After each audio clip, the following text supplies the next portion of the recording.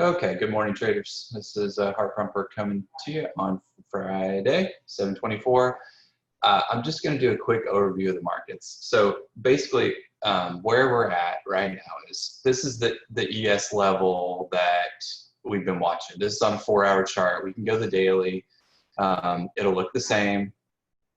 All right, I use longer term time frames on the ES just to get an idea where we're at. Okay, this is the breakout level we had right here. This is the breakdown from the previous coronavirus news. This is the breakout level. And as of right now, all we're doing is back testing the breakout. Okay, under this, back down to 3,100, even 3,000. Still, even down here to 29.90, I'm still going to be in the I'm not going to say bullish camp because I'm trying to be neutral, okay, but I'm still going to be in the camp that this would just be a back test retrace of this big move up. All right, we can draw fibs, whatever you want, okay, 38 to 50, 618, I don't care, whatever you guys want to do on that. But as of now, and even if it consolidates under this area, I'm still in the camp that this is just kind of normal back and forth price action.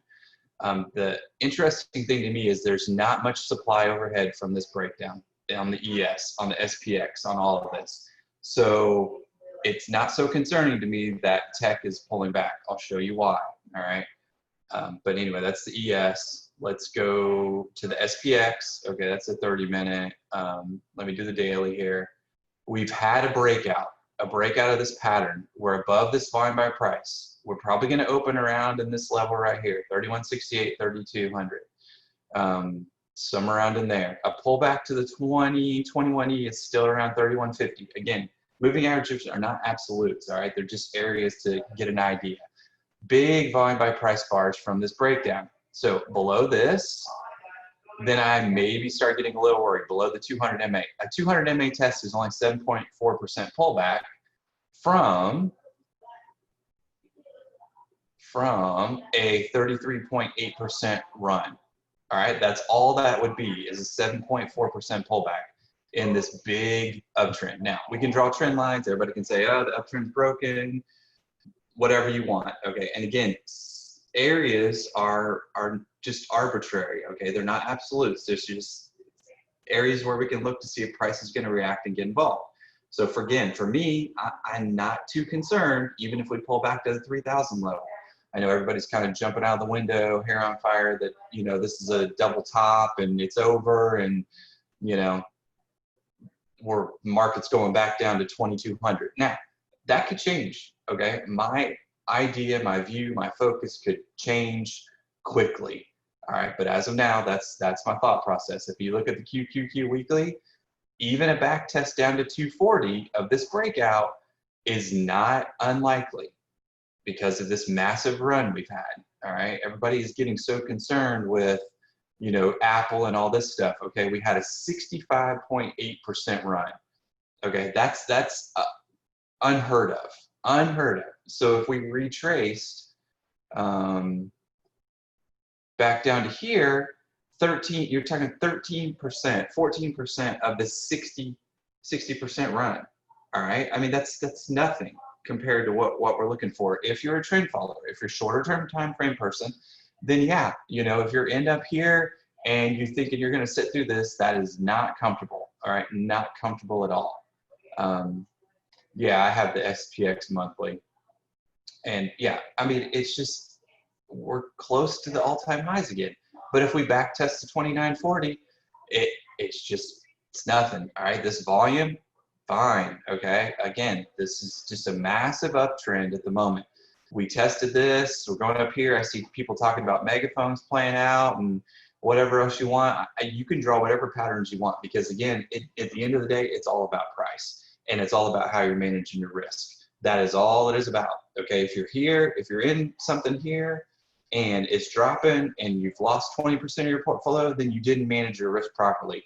You can throw whatever news, whatever patterns, anything out the window because you just did not manage your portfolio properly. So this would be an opportunity for you to review your management and figure out what you need to change going forward. All right, we're going to have massive opportunities. If you're in the market and you're just starting, massive opportunities in the next 20 or 30 years in your whole trading career. Okay, this is just a simple blip. All right, but you have to be able to preserve your capital to be able to deploy it moving forward when we have the opportunities. If you blow up your account, you don't have any chips to come to the table to play with the next hand of poker. All right, or whatever you want to, you know, like it to. But you have to preserve capital so you can deploy it whenever we have another uptrend. Now, if you're about shorting, then go ahead, you know, short whatever you want. All right, but I'm going to go ahead and show you guys my watch list too. Okay, so watch list weekly. All right, look at this run on Apple. All right, everybody's all jumping out the window. Even if we back tested down here to 320, okay, that's 50 points lower. I mean, that would be a normal back test. All right, stocks that run, I mean, some of these stocks have doubled in price.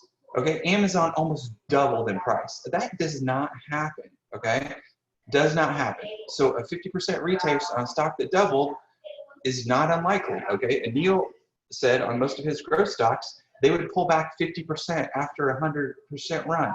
That's just the given how it works. Okay, 30% run, most stocks correct 70 to 80%. The average time a growth stock runs is roughly 15 weeks. We hit 18 weeks. All right, actually this is 1, 2, 3, 4, 5, 6, 7, 8, 9, 10, 11, 12, 13, 14, 15. Okay, this was pretty much our peak. 16, 17, 18. Guess what? The growth stocks are pulling back. All right, it's just the way it works. I know there's news out there. I know there's all this other stuff out there, but you know, people are freaking out. This is an institutional stock that institutions have to own in their portfolios. They have to. If they don't own it, they get fired. Sorry, taking a couple bites. If they don't own it, people take money out of their hedge funds. Why? Because this is a leader. All right. Can that change? Absolutely. Can Apple's metrics and their overall plan change? Absolutely. But guess what? You can say whatever you want, but there's millions of iPhones out there. Okay. I just don't see that like going away and everybody dumps their iPhones tomorrow and Apple starts losing, you know, crazy share. If they do, great. Then we sell it. All right. That's how this works. The other thing is Apple's become such a big growth stock. Okay. Like you look at Fastly and Chegg and all these other IBE stocks that have ran over 200%. Apple is not that stock anymore. It was, but it's not anymore. Okay. It's a big, almost large cap. I mean, I dare say this because people are going to yell at me, a value stock. It almost is that, even though it's a tech stock, but it's a massive stock that most hedge funds and institutions have to own. All right. So a pullback to 326 is 20%. All right. If you bought the top here at 399, that is not going to feel good on a 26%, 22% pullback. So you get out. You don't hold it through this 22%. And then you wait for it to set up again. You wait for another opportunity. All right. And that's when you go to a different time frame. All right. I like weeklies to look out at longer term time frames, but you look at a daily chart and you use a simple trend following system. Okay. This is held the 21E from this run. Okay. Let's just say you didn't get involved until right around this area here. 46% move. Breaks the 21E, you sell some. Breaks the 50, you sell some more. And even if you want to hold the core, you know, a quarter position down until it gets to here and then add to it, fine. But you have a risk management plan. You have a trend following system. All right. Large volume yesterday. Totally get it. Distribution day on Apple. All right. Again, it's ran almost 60-some%, 80%, sorry. So a distribution day, I have no problem with. All right. A pullback to the 50 EMA, have no problem with. This is actually a nice level to look for an opportunity. 21E was our first opportunity to look for. 50 EMA was the next opportunity that gets down here. And then we have a large volume by price down here at 326. Does it get there? I don't know, maybe. And then maybe it provides an opportunity. But you get, if you're in from here, or if you're in from here, you take some off. Okay, that's it. You take profits. If you bought here, you're out completely. No questions asked. That's it. You know, if you bought in here, this consolidation, it breaks here, you're out completely. If we get a reversal and starts back to the upside, then you look for a flag to get involved with a stop below here. And then you manage your risk. All right. Now, what we've seen multiple times is on here, it's held the 21E. Okay. But I would not be uncommon to see an overshoot of the 21E, downside wick, and then a reversal. All right. Again, this may be after earnings. This may be an earnings run up. Preferably, I like these being down before earnings. Why? Because they were a crazy run and way overvalued running into earnings. Okay. I don't look at balance sheets. I don't look at all that stuff, but it's just logical. Okay. Stocks don't run 80%. Okay. If you look in the history of the market, they don't run 80%. And then without a pullback. All right. Amazon, I have no problem with this. All right. The thing is massive. It's ran huge. Okay. We had this outside reversal day, which is a good day to take some profit. If you're in from a breakout down here, if you're in from a 20E here, if you bought this breakout day, I can't really help you. But if you did, then you're out. Okay. You're out. You're absolutely out of this when it broke down below this level here. But it did hold the 21E yesterday. So what I would like to see today is a down open, overshoot, reversal, see some buyers get involved, sideways flag, and then possibly a move after earnings. All right, that's all I'm looking for. And this is the same thing with all these. Look, it broke the 21E, but holding kind of an area, next area down here, 193, 195, with a rising 50 MA. Big volume yesterday, nasty looking candle, you're out. That's it. Okay, no questions asked. You're not, oh, I'm gonna hold because it might bounce at the 50-day. All right, look what happened here when people thought it might bounce at the 50-day. It did, and then we took another way down move. So if people are holding through this, they lost a lot of money. All right, so just manage your risk. That's all I'm saying on any of these things. Somebody asked me a question about IWM. IWM, here's what you can do. You can Google the IWM weightings. It comes up right here. Okay, ETF report. It will, no, I already had it up. So the IWM, like this, if you download, will give you the IWM weightings like this in percent. You copy these tickers, you throw them in a chart list, and then you start looking through the IWM and see which ones are doing best. I can already tell you that about 10 of these are on the IBD 50 or IBD 250. Okay, one is MUSA, another one is HELE, LAD, Run, NVAX, and BJ. Cite's another one. All right, so all those are IBD stocks. Even though they're small cap stocks, they're having massive earnings. So those are ones to look at if you want to get involved in the IBD or in the small caps. I have two other lists: large cap value stock list, mid cap value stock list. All right, so what you do is you just fly through these and you see ones that are setting up. All right, ABC, healthcare. All right, it's been a good stock. The other thing I like to look for is volume. Okay, make sure it has over, my threshold is 500 to a million. That's what I prefer. ADM, look at this, XLP, 2.6 million. Nice volume accumulation, flag break. All right, you can get involved in that. Anton posts all these. All right, check the earnings on all these, but you have to be able to be flexible. All right, you don't have to be in tech all the time. You don't have to be in IBD stocks all the time. Just be flexible. So what you do is you balance your portfolio. You have some large cap value if you want. The leaders, all right, you can do a summary. You can do 1 month and look at the leaders. All right, look through these. You're right here. These are the stocks you want to be in. All right, Kroger had earnings, had a base breakout on the daily and weekly, low volume pullback yesterday. I'm looking for this to move higher. I'm in this. All right, on this base breakout. This is the IBD stock. There's on the IBD because of its earnings. Okay, love the look here. May not work. Who knows? All right, but you manage the risk.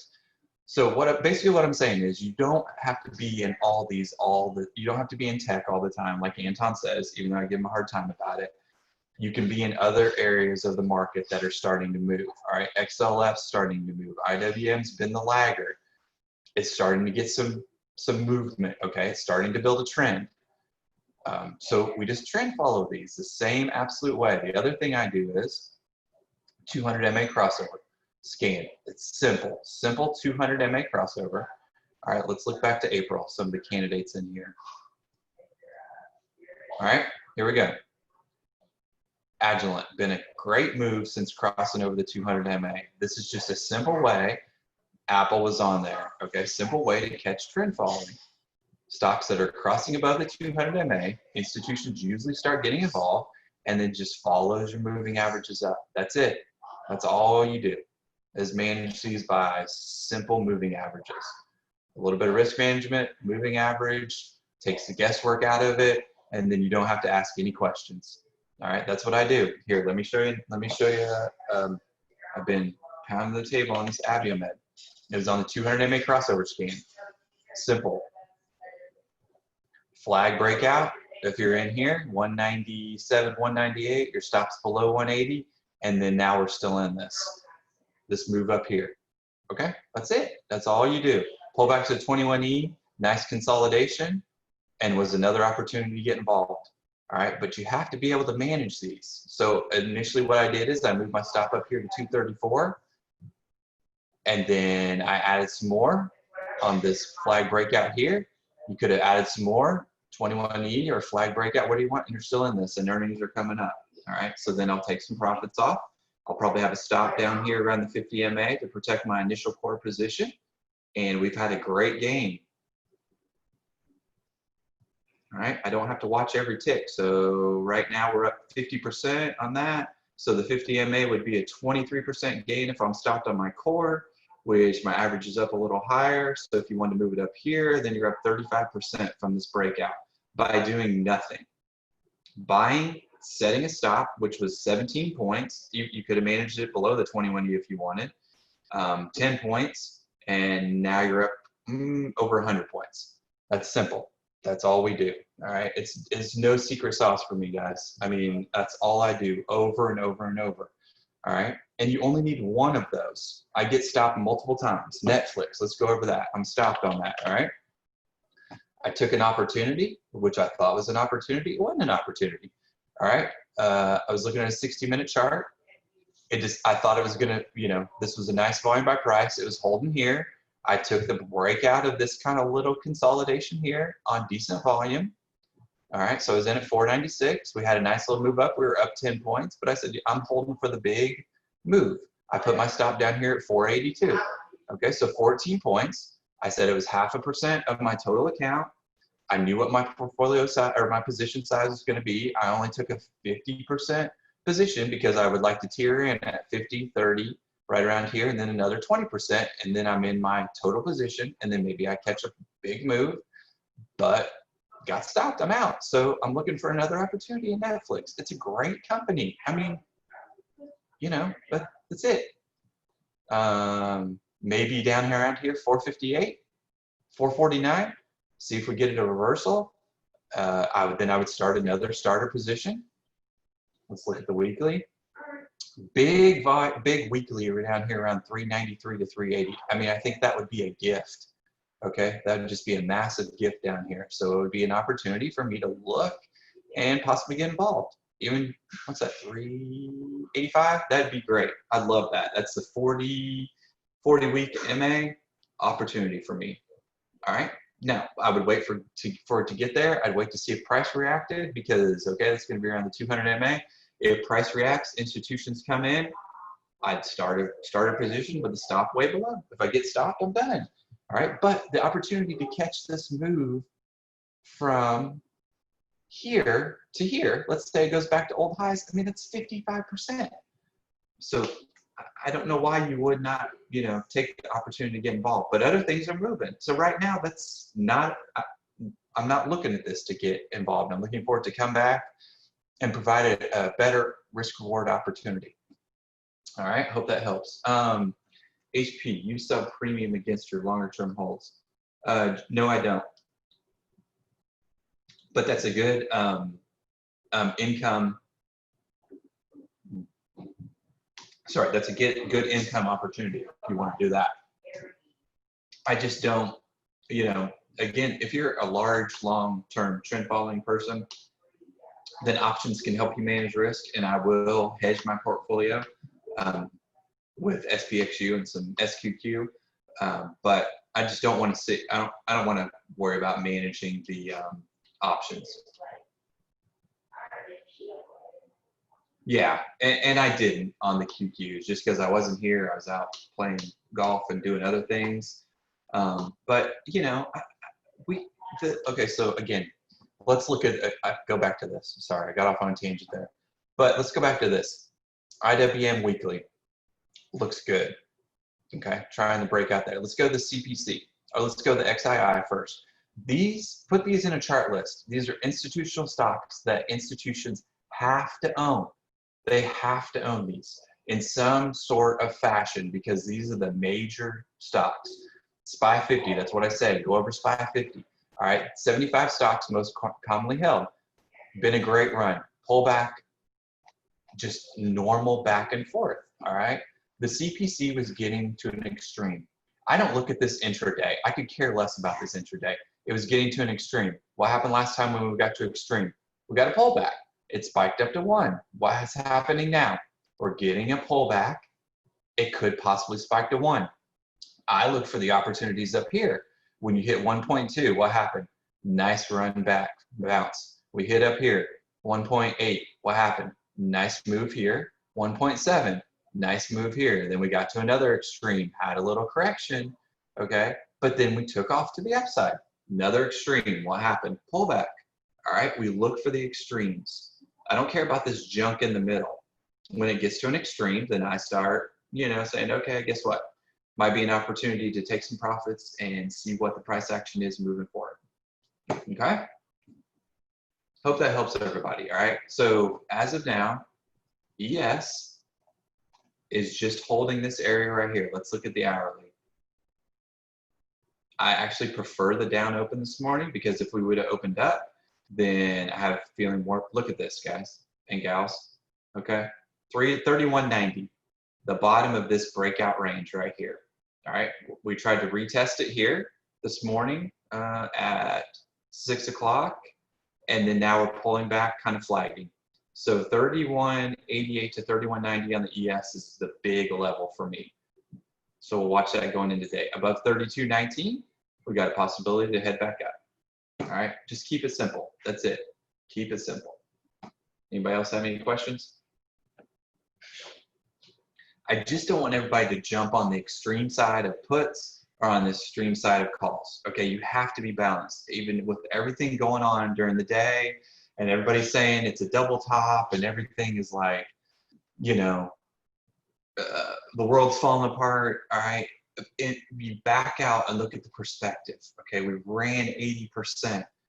A pullback is normal at the moment. Okay, what happens is the news flow follows everything else. All right, so if you would look at Twitter or CNN or CNBC or anything right now, the news flow follows price. So it immediately starts turning bearish. Okay, and then that piles on, and then everybody gets bearish.